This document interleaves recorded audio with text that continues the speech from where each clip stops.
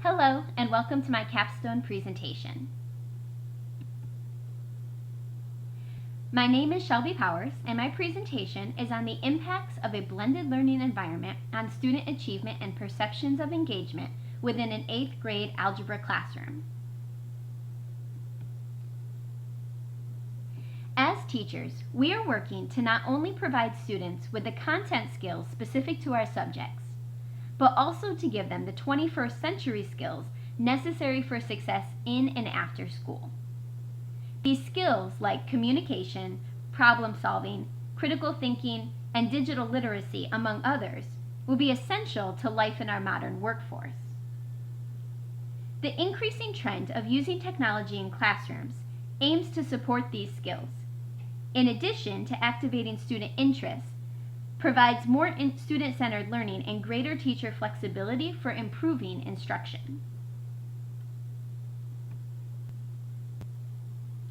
The purpose of this study was to determine what impact a blended learning environment can have on both student achievement and mastery of content, as well as on perceptions of student engagement within an 8th grade algebra classroom during a 3-week unit study of slope and linear functions.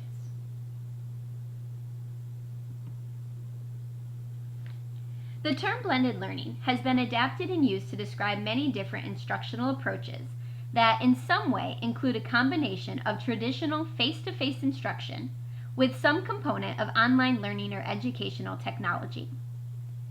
Despite the differences in the models, the common foundational trait being used is the ability to optimize student learning through competency-based learning where students are progressing forward through curriculum based on mastery, not time spent on a subject. A blended learning environment combines both human and technology interactions with the hope of providing students with a multifaceted approach to learning. With only 9% of low-income students going on to earn college diplomas, it is clear that we as educators need to be doing more to engage students, particularly in the area of math. The integration of technology may provide means of increasing student engagement while at the same time helping to target differentiated needs.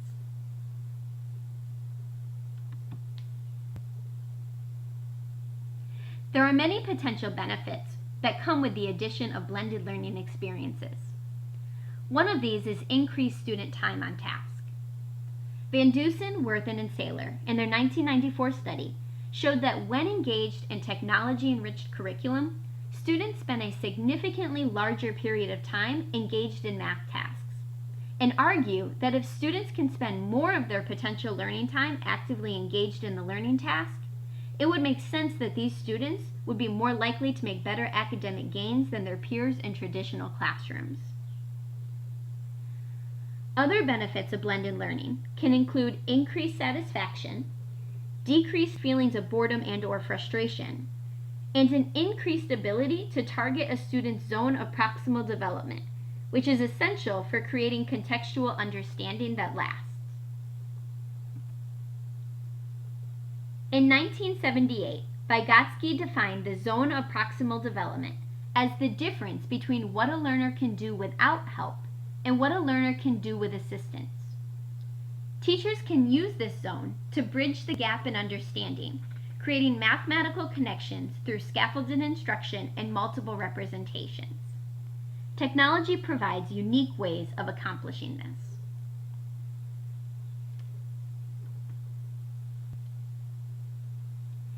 It's important to note that much research emphasizes the fact that technology alone will not have the desired effects on student achievement, and that technology should be used as a tool that influences the math being taught.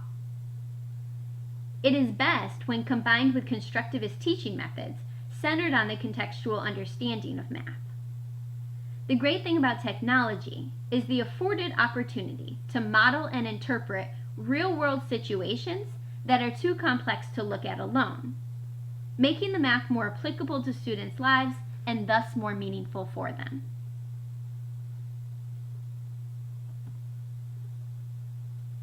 This study centered on a 3-week unit of study on slope and linear equations, using 2 classes of 8th grade algebra students as cohorts. Cohort A learned through a series of stations without integrated blended learning, while Cohort B worked through similar stations that incorporated the use of blended learning. The study was conducted at a Title I urban school in Southeast Texas with a population that is 83% African American and 16% Hispanic.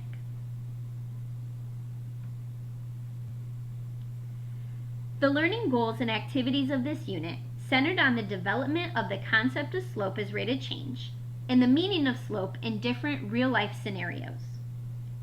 It utilized Pearson's connected curriculum, and Cohort B also accessed online resources and instruction through the programs iExcel, Khan Academy, and Explore Learning's Gizmos, which are a series of online manipulatives. Prior to the unit, students took a survey measuring their attitudes towards math class and levels of engagement.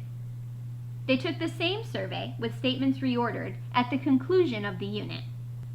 Similarly, students took a 5-question multiple-choice diagnostic quiz and post-unit assessment for student achievement data. Additionally, observational data was used through video sessions to determine student incidents of off-task behavior, measured in 5-minute intervals. The data from cohorts A and B was compared for all 3 metrics.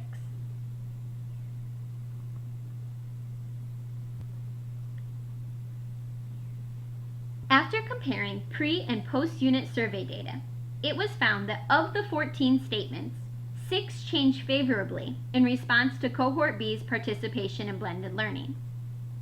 Students noted a decrease in feelings of boredom, and they increased their responses favorably to the statements, "My teacher listens to me, I feel supported in this class, I am on task and participate in this class, and I look forward to this class." Cohort A showed no change to their survey responses prior to the start of the unit and the end. From the video observations, Cohort B had fewer incidents of off-task behaviors recorded, and in particular, students diagnosed with attention deficit and hyperactivity disorders had fewer needs for redirection and had better focus during the periods of technology integration within their class. There was no statistical difference in student achievement data between the 2 cohorts as measured by the growth from the pre- to post-unit diagnostic and assessment.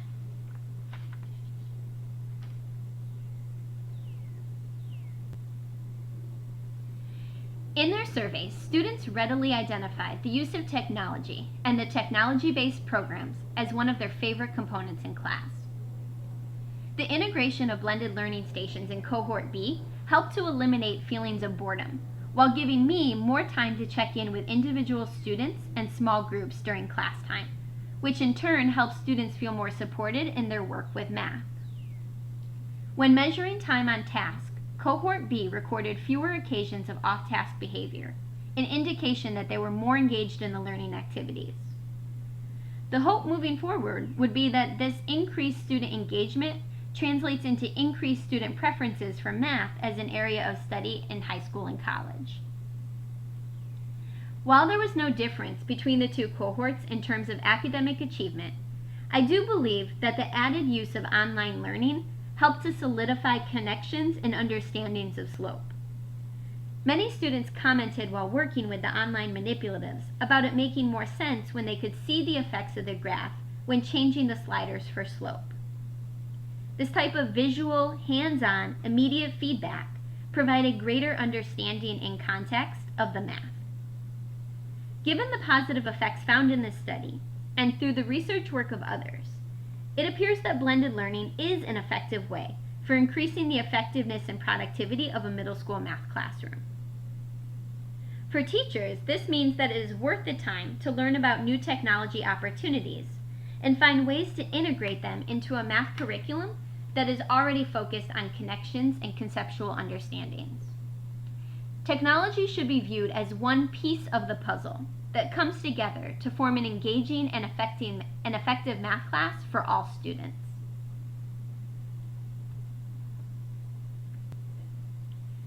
Reflecting personally on both the process and this specific study, I have learned the value and importance of research-based study for teachers.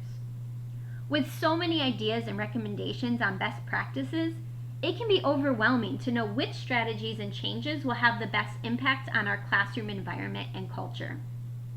As professionals in our field, it is imperative for us to stay informed and up to date on what research is saying is working, and then trying out new approaches in the interest of creating equitable, culturally relevant classrooms for our students. Moving forward, I will continue to research and utilize new methods for integrating technology and blended learning models into my classroom, because as this study helps show, it improves student attitudes towards math and allows me a better chance to connect and work with individual students, which is critical for developing a classroom culture that values and motivates students. As a teacher leader, I also have a responsibility to share these learnings with other teachers I work with, expanding my sphere of influence beyond my own classroom to help create bigger change for our students who need it most. Thank you.